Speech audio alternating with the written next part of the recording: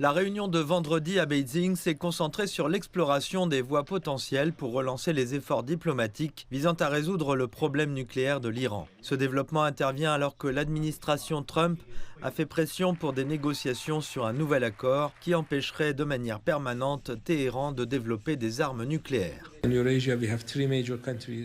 En Eurasie, nous avons 3 grands pays, l'Iran, la Chine et la Russie.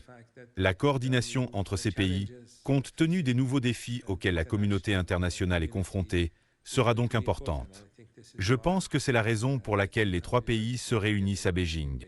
À l'issue de la réunion, la Chine, la Russie et l'Iran ont conjointement appelé à la levée de toutes les sanctions unilatérales illégales. Le vice-ministre chinois des Affaires étrangères a souligné que la Chine, l'Iran et la Russie rejetaient à la fois le recours aux sanctions et la menace de la force militaire. La déclaration de Beijing souligne également l'importance de la résolution 2231 du Conseil de sécurité des Nations Unies qui approuve officiellement l'accord nucléaire conclu en 2015 entre Téhéran et les puissances mondiales.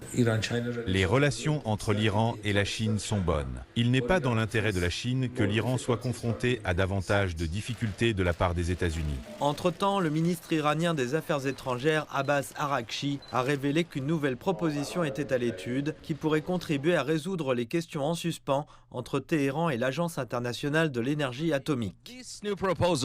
Le calendrier de cette nouvelle proposition, qui coïncide avec la lettre de Donald Trump à l'Iran et la réunion de Beijing, pourrait contribuer à maintenir une lueur d'espoir pour la poursuite des négociations nucléaires.